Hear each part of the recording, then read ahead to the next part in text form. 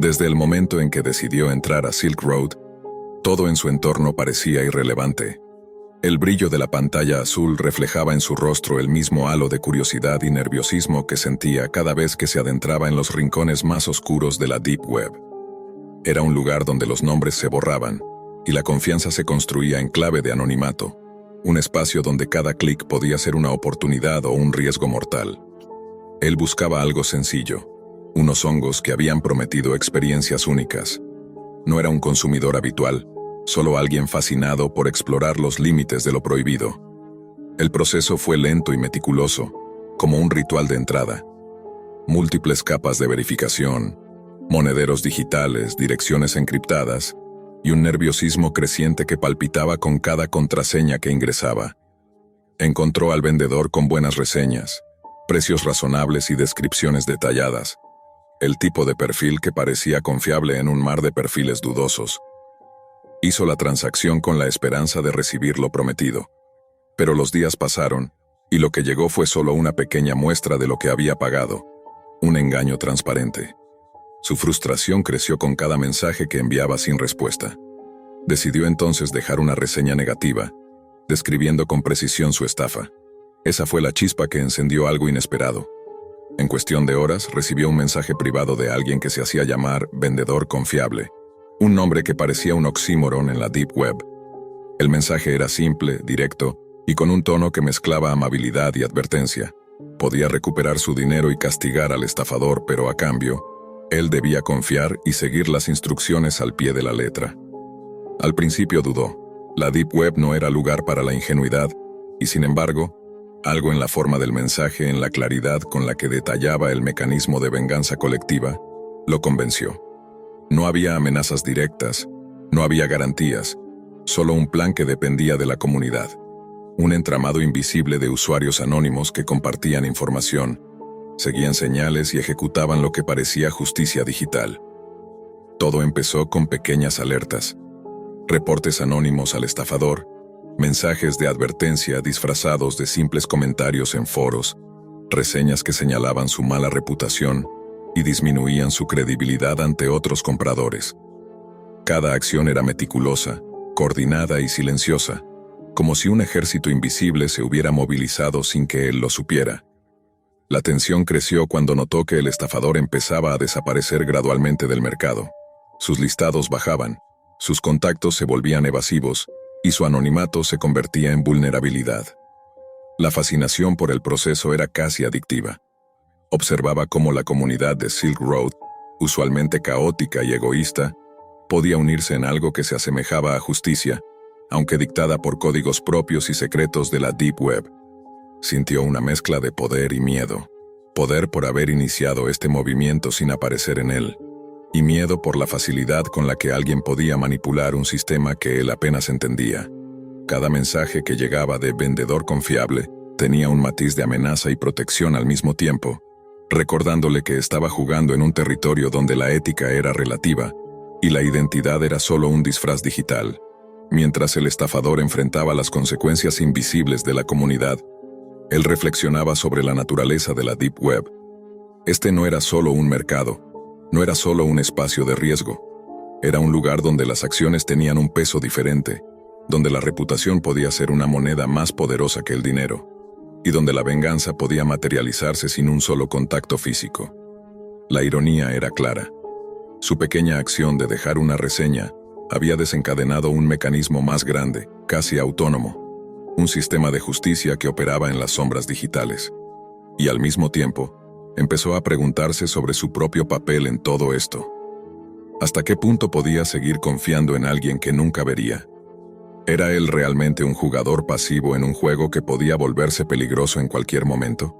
La Deep Web, con su anonimato y caos organizado, parecía tener respuestas que solo se revelaban cuando uno se atrevía a cruzar sus límites. Con el paso de los días, los efectos de la venganza empezaron a hacerse evidentes.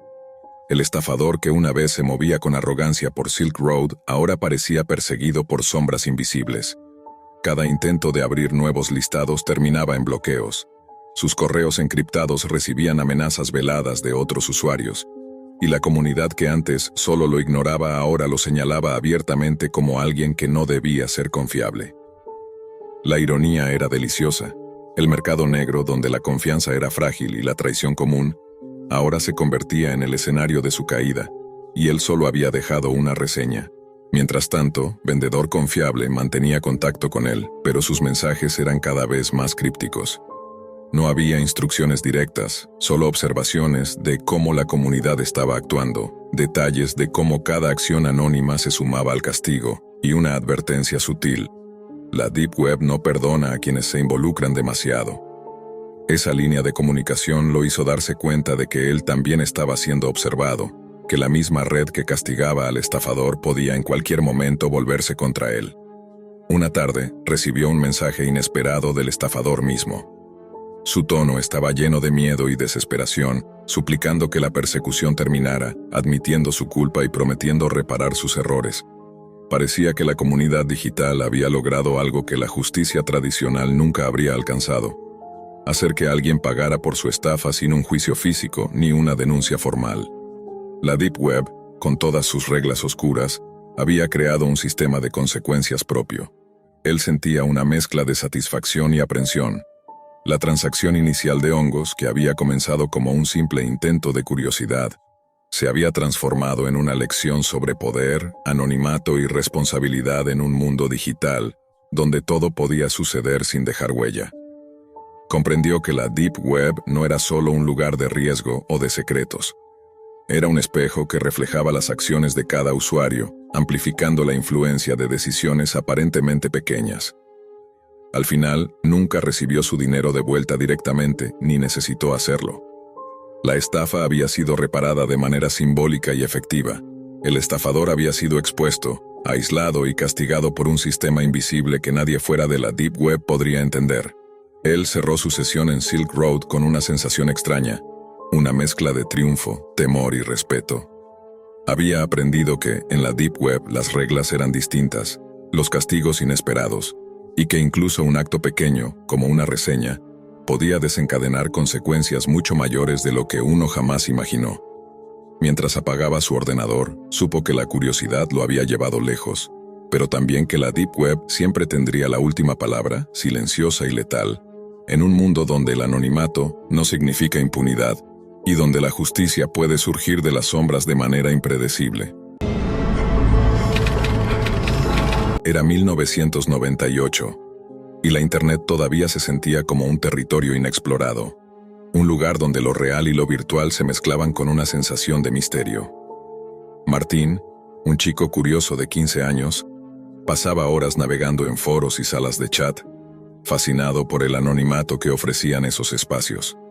Una noche, mientras exploraba enlaces que encontraba en listas de chats secretos, dio con una sala de chat que parecía diferente, sin nombre visible, con usuarios que usaban apodos crípticos y sin moderadores a la vista. Al conectarse, sintió una mezcla de excitación y temor, como si hubiera abierto una puerta a otro mundo. Los primeros mensajes fueron triviales, bromas, discusiones sobre música y películas. Pero pronto entre los apodos anónimos apareció alguien llamado Sara98. Sus mensajes tenían un tono distinto, un hilo de tristeza que se notaba incluso entre los emoticonos y abreviaciones típicas de las salas de chat de la época. Sara comenzó a compartir fragmentos de su vida, cómo su hogar estaba lleno de gritos, golpes y silencios rotos por miedo, cómo su padre, alguien que todos pensaban como respetable, le había causado dolor durante años. Martín, aunque apenas la conocía, sintió una conexión intensa con ella. Pasaban horas intercambiando mensajes, intentando consolarse mutuamente, compartiendo secretos que nunca contarían en la vida real. La sala, sin embargo, tenía algo inquietante. Otros usuarios parecían observar con atención, a veces enviando comentarios vagos que insinuaban conocer más de lo que deberían. Aún así, Martín estaba absorbido por la historia de Sara, por su tristeza y sus miedos. Cada noche revisaba el chat esperando verla conectada, preguntándole cómo estaba, tratando de ofrecer un poco de alivio a alguien que parecía atrapada en una pesadilla cotidiana. Y entonces, sin previo aviso, la sala desapareció. Martín intentó reconectarse, buscar registros, cualquier rastro de la conversación, pero todo parecía borrado, como si nunca hubiera existido. Pasaron días de inquietud y silencio, hasta que llegó la noticia que lo dejó helado. Sara había sido asesinada por su propio padre. La policía investigaba el caso, y aunque los medios apenas mencionaban detalles, Martín no pudo evitar sentir que había algo más oscuro detrás. Impulsado por la curiosidad y un creciente temor, comenzó a investigar por su cuenta. Revisó viejas copias de los logs del chat.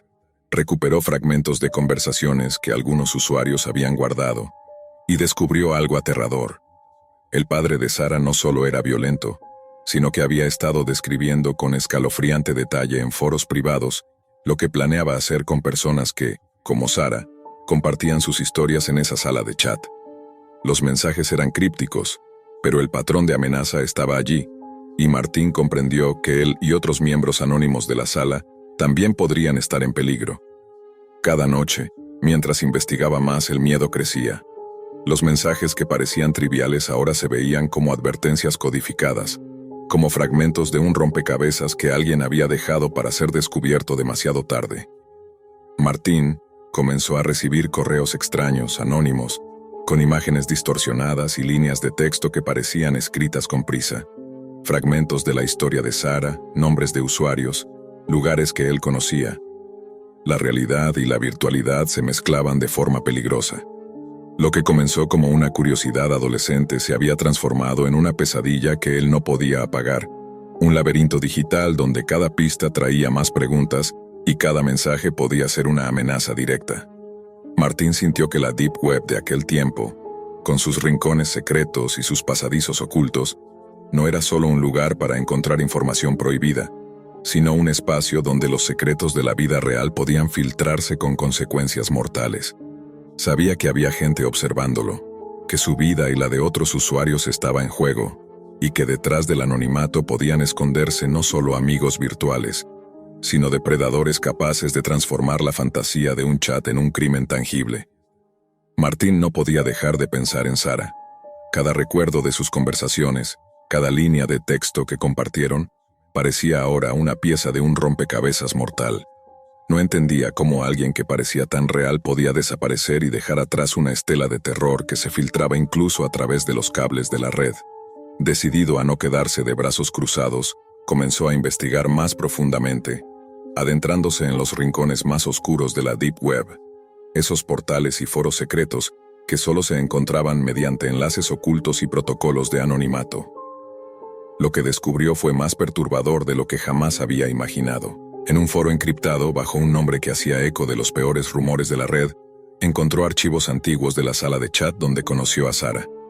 No solo estaban los logs de conversaciones, sino también comentarios de otros usuarios que habían interactuado con ella, todos borrados de la internet superficial.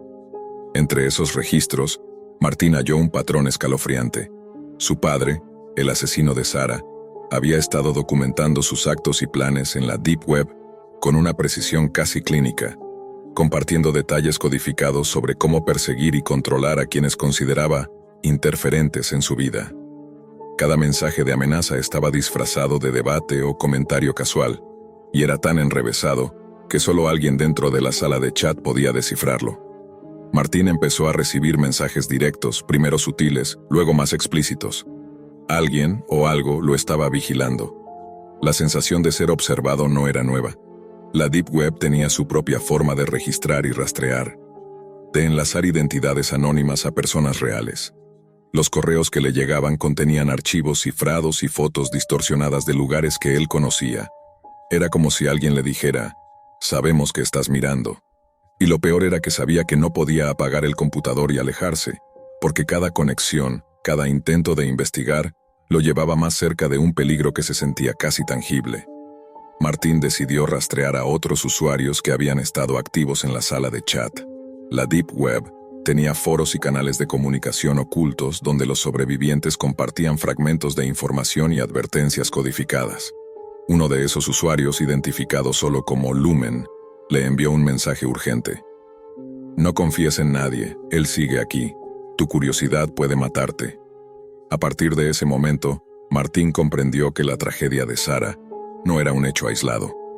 Su padre había convertido la Deep Web en un tablero de juego macabro, donde los usuarios eran piezas que podía mover a su antojo. Mientras profundizaba más en la investigación, Martín comenzó a notar extraños patrones en su vida cotidiana.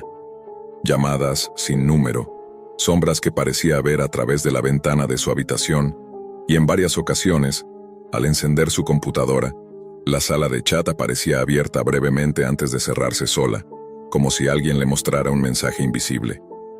La frontera entre la Deep Web y el mundo real se desdibujaba. Cada clic en un enlace secreto, cada archivo descargado, podía ser observado, registrado y manipulado.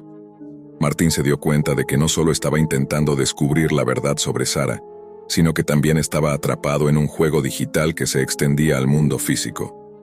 Un día, mientras rastreaba los archivos más antiguos, Martín encontró un correo que lo congeló.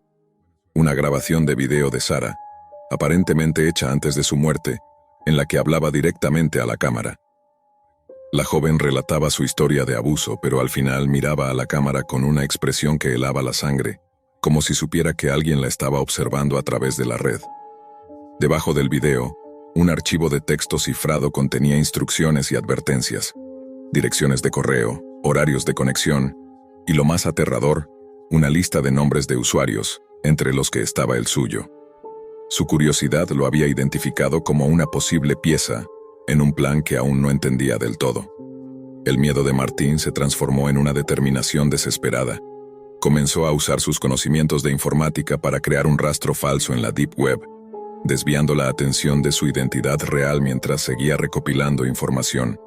Cada día se adentraba más en foros prohibidos, en salas de chat que parecían muertas pero que guardaban ecos de mensajes antiguos, y cada pista lo acercaba a la conclusión de que el padre de Sara no solo había actuado motivado por el odio o la violencia doméstica, sino que había llevado su perversión al ámbito digital, creando una red de control y terror que sobrevivía incluso después de su arresto.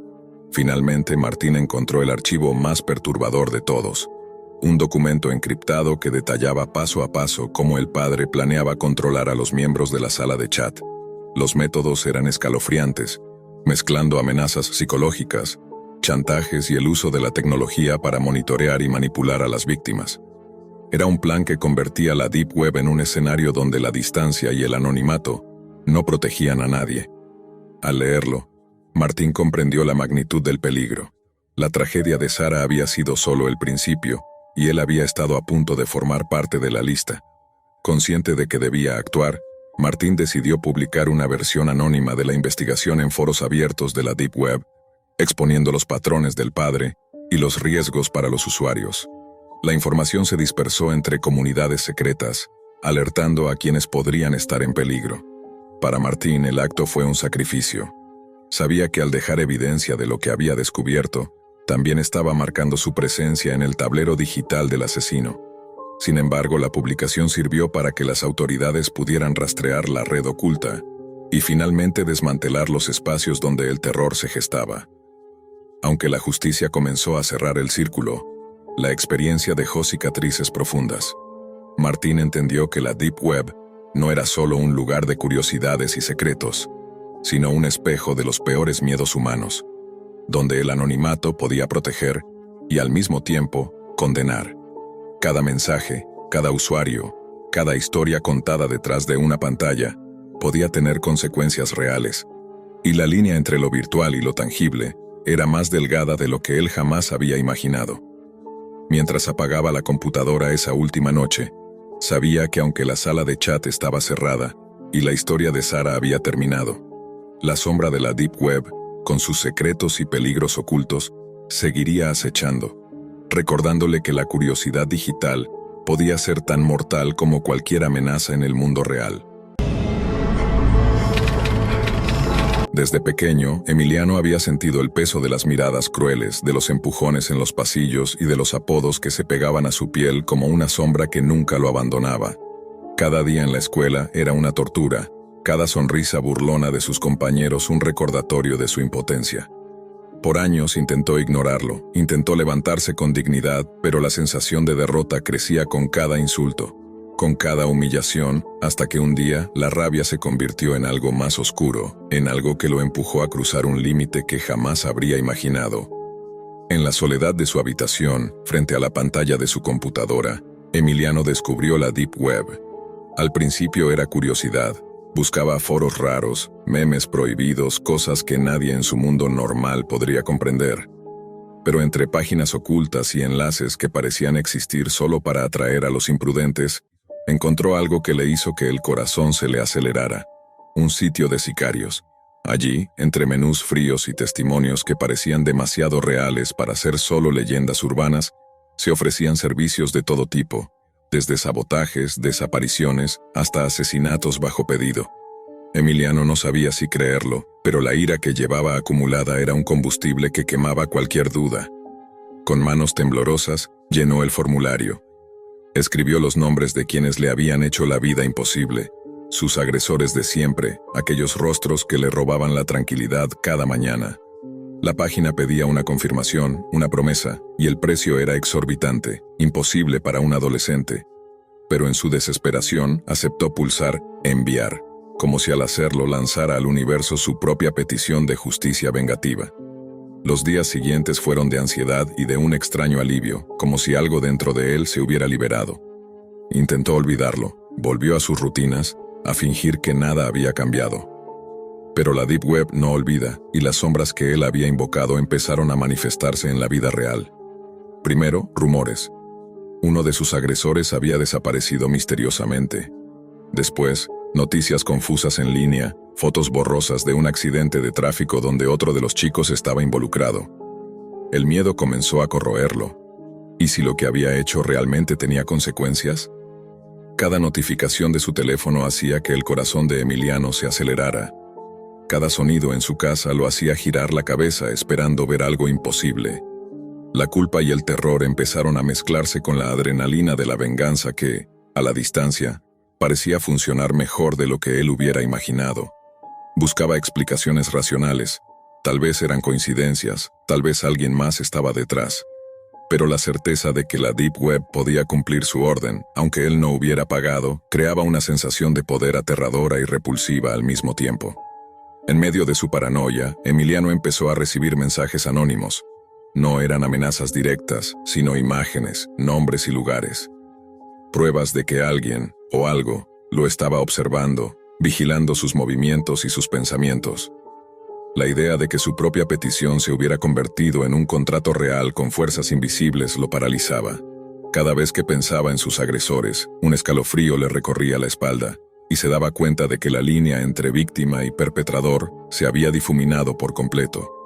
La Deep Web, ese espacio que antes era solo curiosidad, se había convertido en un espejo oscuro donde su rabia reflejaba algo más grande que él mismo. Cada desaparición, cada noticia inquietante, reforzaba la sospecha de que sus acciones, aunque motivadas por dolor y humillación, habían despertado algo que ahora tenía vida propia. Emiliano empezó a comprender que la venganza no era una solución, sino un portal hacia un mundo que excedía la comprensión humana. Un lugar donde los deseos más oscuros podían materializarse con consecuencias que nadie estaba preparado para enfrentar. Emiliano se sentía atrapado en un laberinto invisible. Cada vez que abría la computadora, la pantalla parecía observarlo a él más que él a la Deep Web. Los mensajes anónimos continuaban llegando. Fotos de sus agresores desaparecidos, ubicaciones exactas de sus casas, incluso capturas de conversaciones privadas que él nunca había compartido con nadie. Era como si alguien hubiera entrado en su vida sin permiso, vigilando cada movimiento, cada pensamiento, y transformando su venganza en un monstruo que él ya no controlaba. Una noche, mientras revisaba los foros oscuros de la Deep Web en busca de explicaciones, descubrió un hilo que hablaba de órdenes incompletas. Usuarios que solicitaban actos violentos y que, por no pagar, veían cómo los deseos que habían escrito cobraban vida de formas inesperadas. El mensaje era claro y escalofriante. Cuando tu rabia abre la puerta, alguien siempre responde, incluso si tú no entregas nada. Las sombras se alimentan de intención, no de dinero. Emiliano sintió que su corazón se detuvo. Cada nombre que había enviado, cada rostro que había marcado con su ira, ahora estaba en manos de algo que no entendía, algo que había surgido de la misma Deep Web y que ahora respiraba con autonomía propia. Los siguientes días fueron una pesadilla tangible. Sus agresores comenzaron a desaparecer uno por uno de maneras que nadie podía explicar. Accidentes que parecían casuales, desapariciones que desafiaban la lógica, rumores de delitos extraños que los involucraban. Las noticias locales y las redes sociales se llenaban de reportes incompletos y contradictorios, pero Emiliano reconocía los nombres y los rostros sin esfuerzo. La culpa lo devoraba. Cada vez que pensaba en su deseo original, un escalofrío le recorría la espalda. Lo más aterrador fue descubrir que la línea entre observador y víctima se había roto. Una madrugada, su cámara web se encendió sola y captó a alguien parado en la sombra de su habitación. No era un ladrón común, era la proyección de la Deep Web misma, un recordatorio de que los pedidos escritos en aquel sitio prohibido tenían un precio que nunca se pagaba en dinero, sino en miedo y en responsabilidad. Emiliano comprendió entonces que su venganza había creado un ciclo imposible de detener. La Deep Web no era solo un lugar, era un ecosistema donde la intención humana podía materializarse y retroalimentarse, y él había sido la chispa que encendió el fuego. El adolescente intentó borrar todo rastro, eliminó cuentas, cambió contraseñas, incluso se mudó de ciudad. Pero cada intento de escapar solo intensificaba la sensación de ser observado. Recibía mensajes cifrados que contenían imágenes de su nueva vida, fotos suyas en momentos privados, capturas de pantalla que confirmaban que nada estaba fuera del alcance de aquellos que habitaban en las sombras de la Deep Web. La paranoia se convirtió en su única compañía, y la línea entre realidad y pesadilla se volvió difusa. Al final, Emiliano entendió que la venganza, incluso aquella que parecía cumplir su objetivo, tenía consecuencias imposibles de calcular. Los agresores habían desaparecido, pero él había quedado marcado, vigilado por fuerzas que no podía entender, atrapado en un juego que la Deep Web ofrecía a cualquier alma lo suficientemente desesperada para desear justicia por sus propias manos.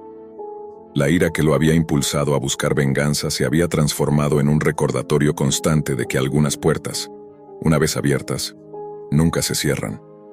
Y en ese mundo digital oculto, donde cada deseo podía convertirse en realidad, Emiliano aprendió demasiado tarde que la curiosidad y la rabia tenían un precio que nadie puede pagar sin perder algo más que la tranquilidad: perderse a sí mismo. La noche siempre parecía más larga para Mara. A sus 32 años, su vida había quedado reducida a una secuencia de pulsos temblorosos, respiraciones cortas y decisiones que la hundían un poco más. El apartamento donde vivía, un cuarto piso húmedo con paredes amarillentas, era un refugio y una prisión. Allí pasaba horas enteras frente a la pantalla de su portátil, conectándose a la Deep Web como quien abre una puerta que sabe que da a un abismo. Pero aún así entra porque afuera nada es mejor. Al principio su adicción había empezado como una forma de calmar la mente, una excusa que le permitía justificar lo que sabía que era una caída libre. Las drogas baratas se convirtieron en sustancias más fuertes, y estas, a su vez, en algo aún más oscuro. La Deep Web, con sus mercados clandestinos y vendedores anónimos, le ofrecía la ilusión de control. Un clic, una transferencia y un paquete llegaba a su buzón en cuestión de días, sin preguntas ni explicaciones. Le gustaba esa sensación de anonimato, la falsa idea de que nadie la veía. Nadie, excepto ella misma, que no dejaba de derrumbarse. Aquella noche, sin embargo, Mara buscaba algo diferente. Una especie de impulso la empujaba a seguir navegando más profundamente, más allá de los mercados que ya conocía de memoria. Perdió la noción del tiempo entre pestañas abiertas, foros encriptados y advertencias que ignoraba. Había un hormigueo en su estómago, producto de la mezcla entre ansiedad y los restos de lo que se había inyectado horas antes.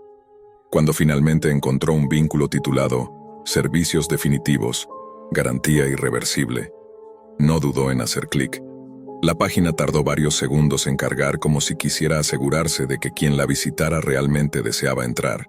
Cuando apareció, la pantalla se llenó de un diseño simple, casi elegante, que contrastaba con el horror que transmitía. Allí estaba, un sitio de sicarios con tarifas, métodos de pago en criptomonedas y un formulario para enviar encargos. Mara no supo si reírse, cerrar la ventana o seguir mirando. El pensamiento la golpeó con fuerza. ¿Hasta dónde había llegado? Su dedo temblaba sobre el trackpad, y aún así, siguió. No tenía intención real de pedir nada, o al menos eso se repetía para tranquilizarse, pero un impulso irracional y la mezcla de sustancias en su cuerpo hicieron que comenzara a escribir. No recordaría más tarde qué puso, ni cómo llegó a presionar confirmar. Apenas recordaba estar llorando, reírse de sí misma, quizá incluso insultar a la pantalla. Su mente era una neblina espesa cuando finalmente se desplomó en el sofá y se quedó dormida. La mañana siguiente llegó como una bofetada. Su cabeza latía, su boca estaba seca, y el portátil seguía encendido sobre la mesa. Un correo nuevo resaltaba entre los demás. Su solicitud ha sido procesada. Tiempo estimado, 72 horas. Por un instante el mundo pareció perder sus colores. ¿Solicitud? ¿Procesada? Sintió un vacío en el estómago, una caída libre que no terminaba. Corrió a abrir los detalles del mensaje, y allí estaba el horror. La descripción del objetivo coincidía con ella. Su nombre, su dirección, una fotografía tomada desde la cámara de su propio portátil. Todo había sido enviado. Mara soltó el ordenador y retrocedió como si la máquina la hubiera mordido. Sintió que la habitación se cerraba sobre sí misma, que el aire desaparecía. La Deep Web ya no era un juego, y ahora su vida tenía un precio pagado por ella misma. Intentó convencerse de que era una broma o una estafa, pero el temblor en su cuerpo no disminuía. La paranoia comenzó a formar sombras, cada una más amenazante que la anterior. A las pocas horas, un coche negro apareció estacionado frente a su edificio. No era un auto del vecindario. Las ventanas oscuras y la postura fija lo hacían parecer una presencia vigilante. Mara miraba desde la ventana con el corazón retumbando tan fuerte que pensaba que se le iba a romper el pecho. No había conductor visible. No se movía. No se iba. Simplemente estaba allí, como si esperara una señal. El resto del día estuvo lleno de señales inquietantes. Pasos en el pasillo cuando no debía haber nadie. Llamadas sin respuesta al levantar el teléfono. Un mensaje desde el mismo remitente de la Deep Web diciendo: «Estamos más cerca de lo que crees». El miedo comenzó a tomar forma física en nudos en su estómago, en temblores incontrolables, en pensamientos que se atropellaban entre sí. Cada ruido era una amenaza, cada sombra, una posibilidad de muerte. La sensación de ser observada se convirtió en algo insoportable. La noche cayó con una tensión que casi podía masticarse. Mara apagó todas las luces, atrancó la puerta y se escondió detrás de la mesa, como si eso pudiera salvarla. Afuera, el coche seguía ahí, inmóvil. El silencio era tan absoluto que incluso sus respiraciones parecían demasiado fuertes. En ese momento, por primera vez, entendió que no tenía a dónde huir. Su propio error la había condenado. Su intento desesperado de llenar el vacío con drogas la había llevado a un punto donde la muerte no era una idea abstracta, sino una presencia que la rodeaba. Y entonces, cuando el reloj marcó las 3:14 de la mañana, escuchó un golpe en su puerta.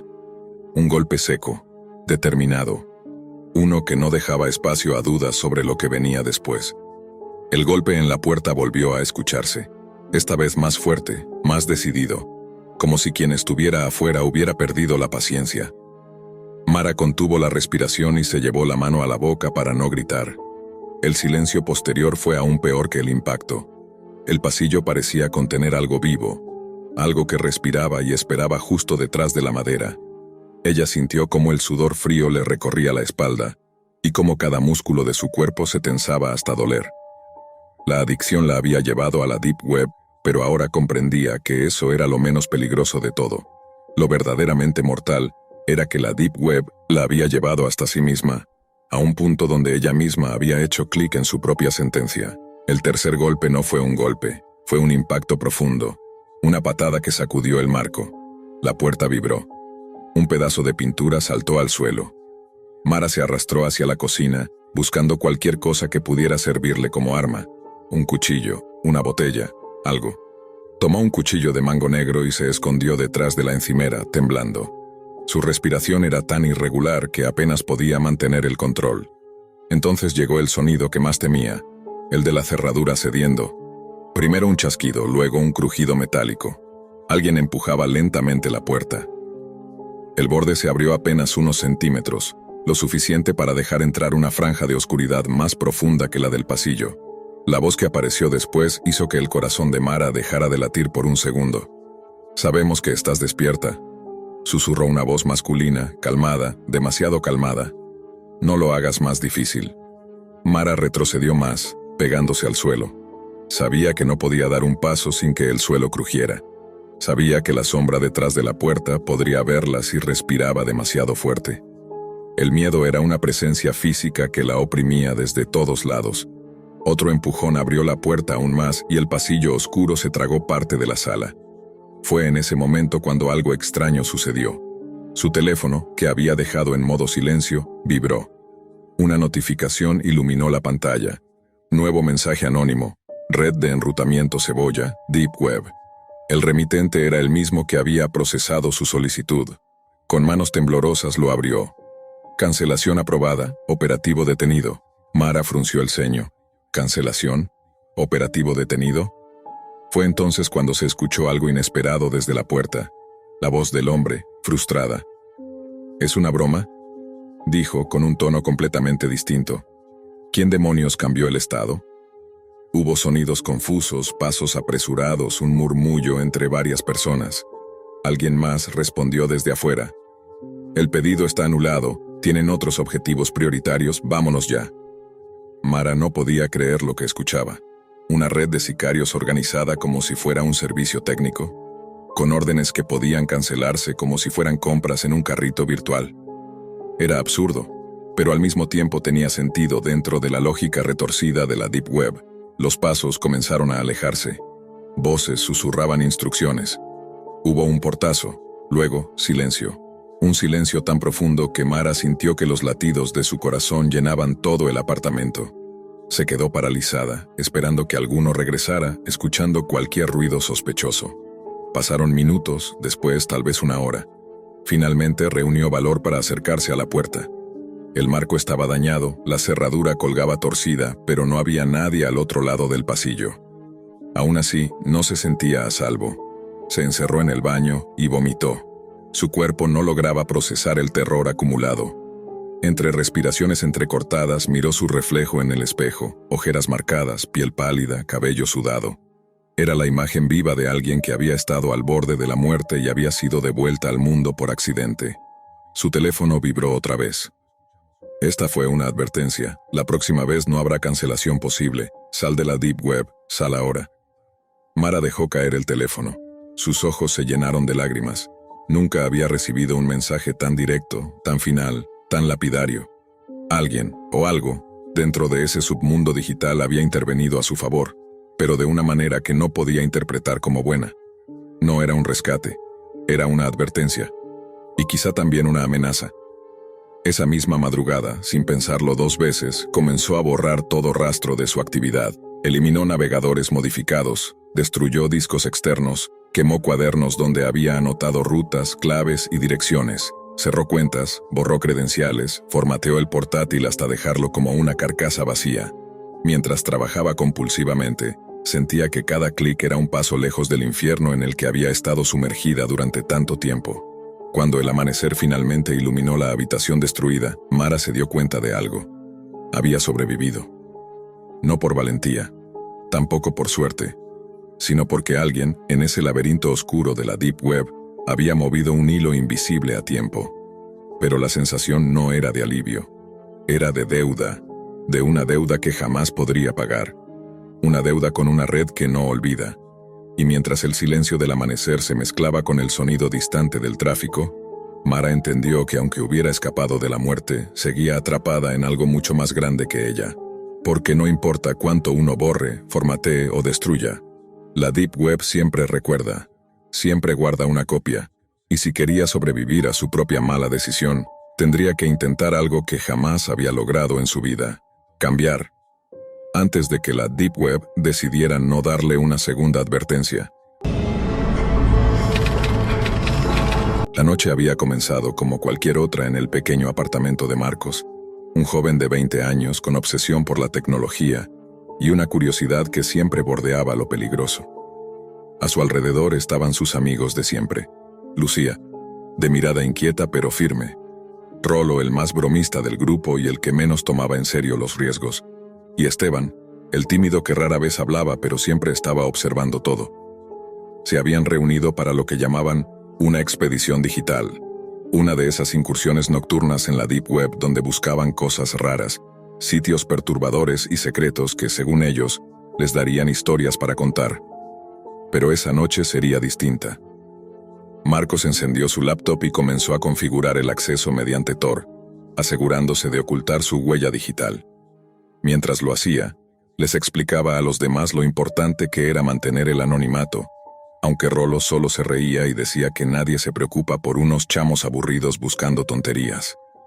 La Deep Web apareció ante ellos como un laberinto oscuro, enlaces rotos, páginas incompletas y foros donde mensajes desconectados parecían escritos por personas sin rostro. Navegaron durante casi una hora sin encontrar nada relevante, solo la basura habitual, tiendas falsas, foros de teorías conspirativas mal hechas, mercados que parecían abandonados. Pero entonces, un enlace rojo llamó la atención de Lucía. El título era extraño: El puesto del autoestopista. Marcos dudó unos segundos antes de entrar, pues ese nombre tenía algo inquietante, algo que parecía fuera de lugar incluso en la Deep Web. Aún así, clicó. La página tardó unos segundos en cargar, como si dudara en mostrarse. Finalmente apareció una interfaz minimalista, negra y silenciosa. Había una lista de categorías que, al principio, parecían simplemente fetiches y productos ilegales, pero mientras navegaban más a fondo, la sensación de incomodidad aumentaba. Muchos de los artículos no tenían descripción, solo imágenes borrosas de objetos que no lograban identificar, y otros tenían nombres que parecían escritos para confundir a los curiosos. Lo que llamó la atención del grupo fue una sección oculta en la parte inferior, con un título escrito en un idioma que ninguno reconoció. Rolo insistió en entrar. Marcos, con la mano temblorosa, aceptó. La pantalla tardó en mostrar algo, pero finalmente lo hizo. Una serie de perfiles, pero no como los de mercados convencionales, sino archivos que parecían fichas personales de gente real. Fotos tomadas desde cámaras de seguridad, nombres incompletos, ubicaciones aproximadas. Entre esos perfiles había uno al que le faltaba la fotografía. En su lugar solo había un icono improvisado de una silueta caminando con una mochila. El nombre del archivo era El Autoestopista. Al abrirlo, la página dio un salto extraño, como si se hubiera reiniciado sola. En vez de un archivo apareció un mensaje en letras blancas. Me alegra que por fin me hayan encontrado. Lucía se estremeció. Marcos quiso cerrar la pestaña, pero no pudo. El cursor se movía con dificultad. Esteban murmuró que parecía que alguien estaba tomando control de la computadora. Rolo, aunque aparentaba valentía, ya no tenía el mismo tono despreocupado de antes. Otro mensaje apareció. Ya los he visto antes, están más cerca de lo que creen. Ninguno entendió lo que significaba, pero una sensación de ser observado se hizo presente en la habitación. Marcos logró finalmente cerrar el navegador, pero la tensión no disminuyó. Esteban, desde la ventana, dijo que había visto algo moverse en la calle, una figura oscura caminando lentamente, como si los conociera. Rolo lo tomó como una broma, pero cuando todos miraron ya no vieron a nadie.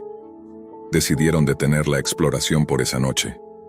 Sin embargo, la situación empeoró cuando los teléfonos de todos comenzaron a vibrar al mismo tiempo. Una notificación sin remitente apareció en cada pantalla. Detrás de ustedes. Lucía soltó un grito ahogado. Todos voltearon, pero el apartamento seguía siendo el mismo. Silencioso, oscuro, vacío, al menos en apariencia. Marcos apagó la computadora de inmediato, pensando que todo sería algún tipo de virus o broma elaborada. Pero el miedo que sentían no era digital, era físico, real. Al día siguiente, mientras intentaban olvidar lo ocurrido, cada uno comenzó a notar cosas extrañas, pasos detrás de ellos en la calle, sombras que parecían seguirlos, notificaciones nocturnas sin texto, solo la imagen de una silueta con mochila. Marcos recibió incluso una foto tomada desde afuera de su ventana, una imagen que mostraba su propio reflejo en la pantalla. Esteban dejó de hablar por completo.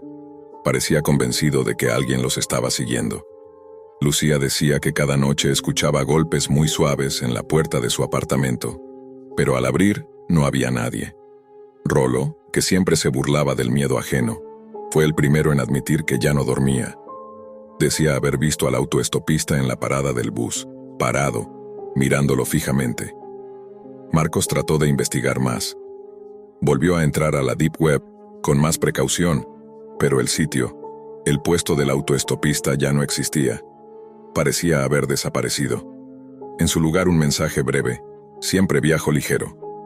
Ese fue el momento en que comprendieron que todo se había salido de control. Lo que comenzó como una búsqueda inocente de algo raro en la Deep Web, se había convertido en un viaje en descenso hacia algo que los estaba observando desde adentro y desde afuera, sin descanso. Y entonces ocurrió lo impensable. Uno de ellos recibió una advertencia personal, dirigida directamente a su nombre. La advertencia llegó a las 3 de la madrugada, cuando el silencio era tan pesado que hasta el sonido del refrigerador parecía un grito. Fue Marcos quien la recibió primero. Un mensaje de texto sin número visible, sin remitente, solo una frase que heló su sangre. Tú eres el primero. Al leerlo sintió un vacío en el estómago, una certeza instintiva de que no era una broma ni una amenaza vacía. Había algo más detrás de esas palabras, algo que respiraba, algo que observaba. Llamó inmediatamente a sus amigos, pero ninguno respondió. Lucía tenía su teléfono apagado, Rolo no contestaba, y Esteban enviaba a buzón. Con las manos temblando, Marcos tomó su chaqueta y salió del apartamento, corriendo por la calle desierta, sintiendo en cada esquina la presencia invisible del autoestopista. Encontró a Lucía primero. Estaba en su casa, despierta, con las luces encendidas, mirando fijamente la puerta como si esperara que alguien la rompiera. Dijo que llevaba horas escuchando pasos lentos en el pasillo, pasos que se detenían siempre frente a su puerta. Cuando Marcos tocó, ella casi gritó. Los dos intentaron llamar a los demás una vez más, sin éxito. Fue entonces cuando, desesperados por entender qué estaba pasando, tomaron la decisión más peligrosa: volver a la Deep Web, al origen de todo, a buscar respuestas. Encendieron la laptop de Lucía, configuraron Tor y entraron al mismo camino digital que habían tomado días antes, pero esta vez todo era distinto. Donde antes había páginas vacías y enlaces rotos, ahora había mensajes directos, como si alguien hubiera preparado un recorrido personalizado para ellos. En la pantalla apareció un nuevo sitio, sin título, sin menú, solo un fondo negro con un cursor titilando. De pronto, palabras comenzaron a escribirse solas, sin que nadie tocara el teclado. Buscarme fue su elección, encontrarme fue su destino. Lucía retrocedió cubriéndose la boca. Marcos sintió un escalofrío recorrerle la espalda, pero continuó. Tecleó temblando. ¿Qué quieres? La respuesta llegó de inmediato. Completar mi recorrido. Y enseguida apareció una imagen. Rolo, sentado en una parada de autobús, mirando hacia abajo, completamente solo. Era una foto reciente, tomada minutos antes, quizás segundos.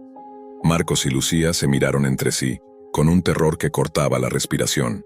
Corrieron fuera del apartamento, bajaron las escaleras tan rápido que casi cayeron, y salieron a la calle sin un plan más allá de encontrar a su amigo.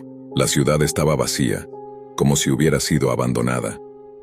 Algunas luces parpadeaban, otras estaban completamente apagadas, y el silencio se mezclaba con un extraño zumbido que no sabían si venía de algún poste eléctrico o de sus propios nervios. Llegaron a la parada donde solía estar Rolo y lo encontraron allí, pero no como en la foto.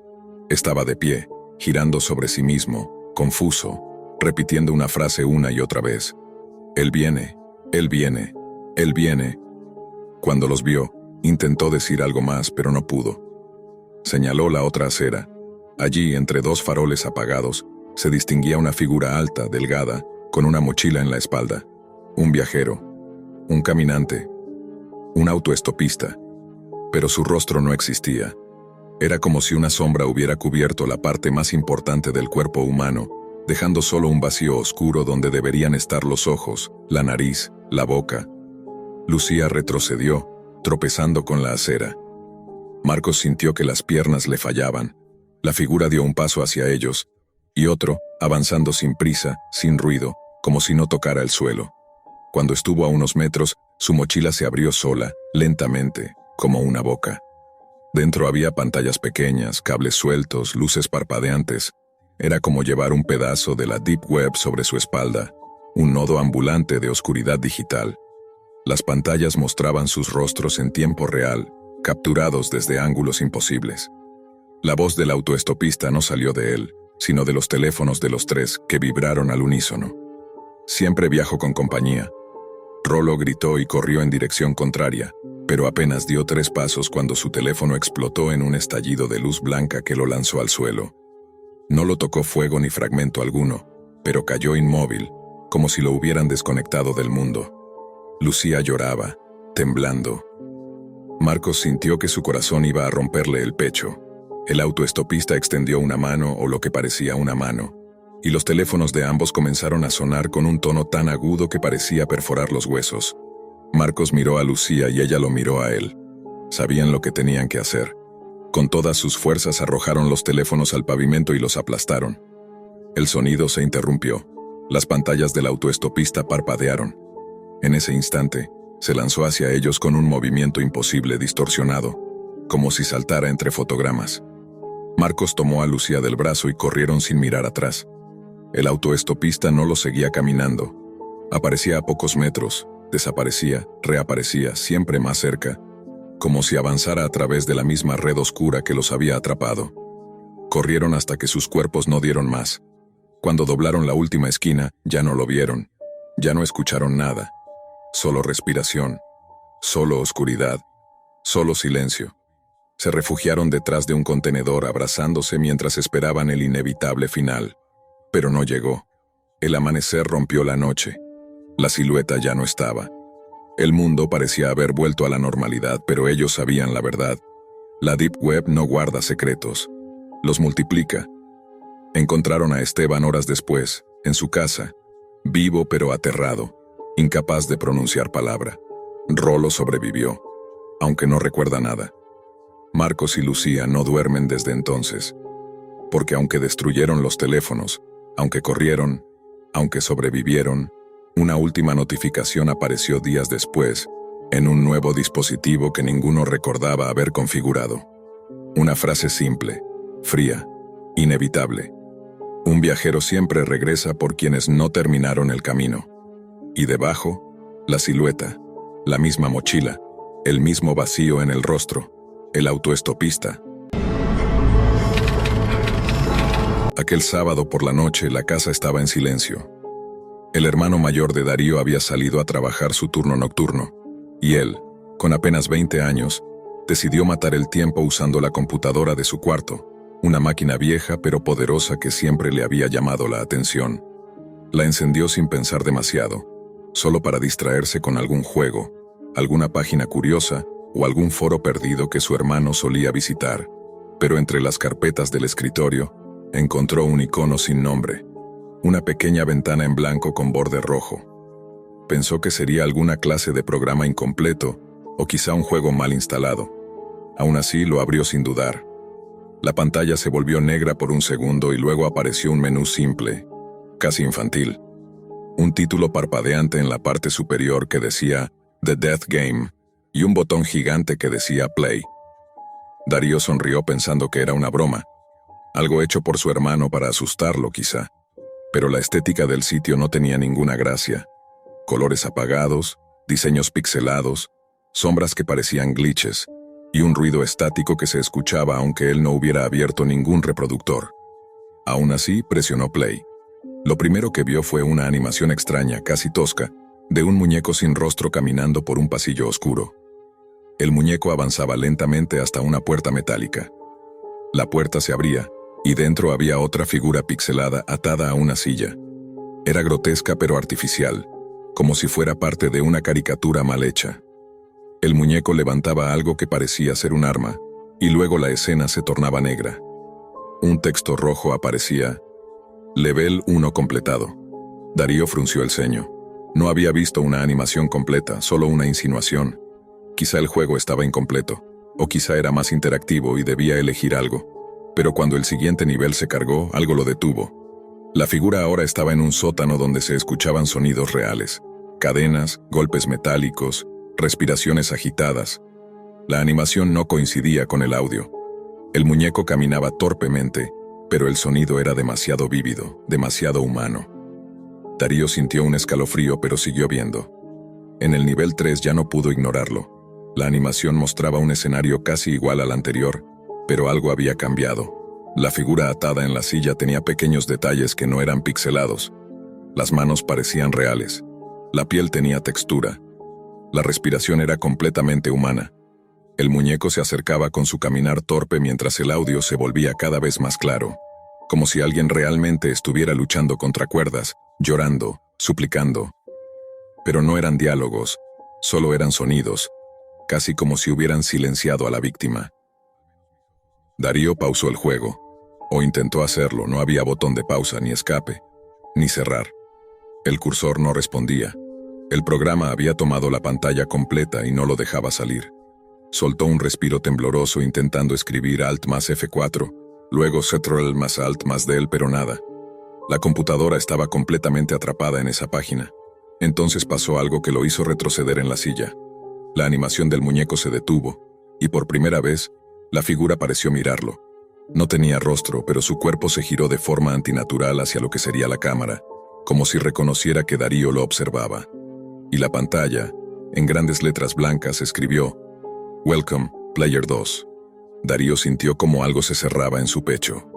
Eso no podía ser parte del juego. Esa frase no tenía sentido, porque él no había registrado ningún usuario. No había iniciado sesión ni nada similar. ¿Cómo sabía el juego que él no era el dueño habitual de esa computadora? ¿Cómo podía distinguir entre jugadores? La animación continuó. Ahora el muñeco caminaba hacia un monitor dentro del juego, un monitor que mostraba una cámara real, y Darío lo reconoció. Era la cámara del pasillo de su casa. La imagen era borrosa, pero era su pasillo, el mueble, la puerta de su cuarto, y alguien pasó caminando en la esquina del plano, una sombra humana que no debería estar allí, porque él estaba completamente solo. El sitio no era un juego, no era una animación, era algo sacado directamente de la Deep Web, disfrazado de entretenimiento macabro. Y Darío lo entendió cuando el texto volvió a aparecer. Level 4. Observe closely. The next one is you. El corazón le latía con fuerza. Intentó apagar la computadora, pero el botón no reaccionaba. Intentó desconectar el enchufe y aún así la pantalla quedó prendida, como si el sistema ya no dependiera de la corriente. La figura del juego comenzó a avanzar hacia otra habitación dentro de la escena. Allí, una puerta casi idéntica a la de su propia casa se dibujó en píxeles deformados. El muñeco la abrió y dentro, algo se movía, algo que no parecía animado. La imagen se entrecortaba, mezclando píxeles con fragmentos reales. Darío retrocedió una vez más, sintiendo que algo estaba muy mal, porque lo que vio por un instante, un solo segundo, fue su propio reflejo en la pantalla, captado desde otro ángulo, como si alguien estuviera grabándolo desde atrás, pero no había nadie, o al menos eso creía. Darío se quedó inmóvil frente a la pantalla, sintiendo cómo el aire de la habitación se volvía denso, pegajoso, casi eléctrico. El reflejo que había visto por un segundo lo dejó paralizado. Era su propia nuca, captada desde un ángulo imposible. La cámara del monitor estaba apagada. La cámara de su celular estaba boca abajo sobre la cama. No había ningún dispositivo que pudiera mostrar esa perspectiva. Y sin embargo, allí estaba, él mismo, observado desde un punto dentro de la habitación. El muñeco sin rostro del juego seguía quieto, como si esperara algo. Luego la pantalla parpadeó, y una nueva frase se escribió lentamente, como si alguien la estuviera tipeando en ese mismo instante. Turn around. El corazón de Darío golpeó tan fuerte que sintió un mareo. Sabía que no debía hacerlo. Sabía que era exactamente lo que la página quería. Pero la adrenalina, el terror puro y la sensación de que algo estaba respirándole muy cerca, lo obligaron a moverse. Giró la cabeza de inmediato. Nada. Solo la habitación. Oscura, vacía, silenciosa. Pero cuando volvió a mirar la pantalla, el muñeco ya no estaba en su escenario pixelado. Ahora estaba de pie, ocupando toda la imagen como pegado al cristal del monitor. Su rostro seguía siendo una masa borrosa, pero un sonido metálico, como unas uñas rasgando la pantalla, llenó la habitación. Darío retrocedió tropezando con la silla, cayó al piso, pero la pantalla siguió emitiendo ese ruido desagradable y profundo, como si algo intentara abrirse paso desde dentro de la computadora. De inmediato la escena cambió otra vez. Ya no había animación.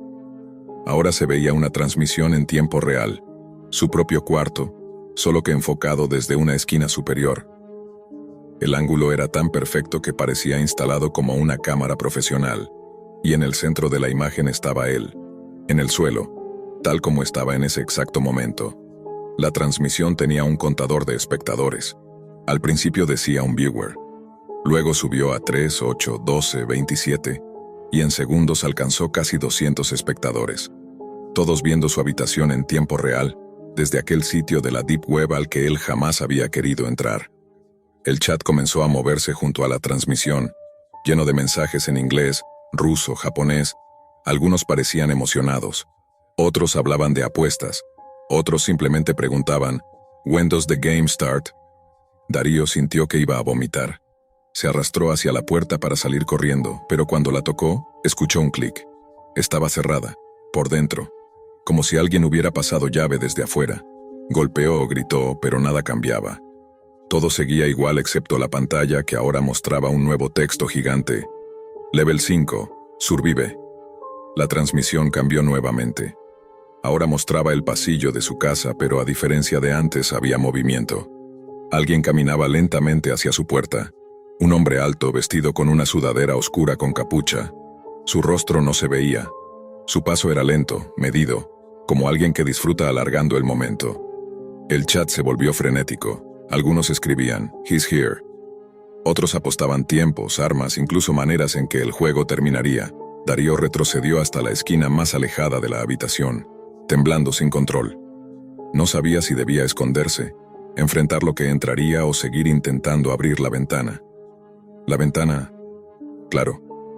Corrió hacia ella, intentó abrirla, pero estaba trabada, como si alguien la hubiera sellado por fuera. Era imposible que su hermano lo hubiera hecho. Era imposible que alguien hubiera tenido tiempo. Pero allí estaba, cerrada a propósito. El sonido de pasos se detuvo justo frente a la puerta. La transmisión en la pantalla mostraba una mano levantándose. El extraño colocó su palma sobre la madera de la puerta. Y como un eco, Darío escuchó ese mismo golpe seco del otro lado. El picaporte giró. Una vez, 2 veces. No se abrió. Pero alguien comenzó a murmurar del otro lado. Un susurro grave, distorsionado, como si hablara a través de un modulador de voz. Jugador, 2. Darío mordió sus labios para no gritar. La puerta vibró con un golpe, luego otro más fuerte. La madera se astillaba. Él sabía que no iba a durar mucho tiempo. Sabía que en cualquier momento esa figura entraría. El chat celebraba cada golpe. El contador de espectadores pasaba de 300 a casi 500. Cada uno era un par de ojos ansiosos esperando que el nivel final comenzara. Desesperado, Darío volvió la mirada a la pantalla.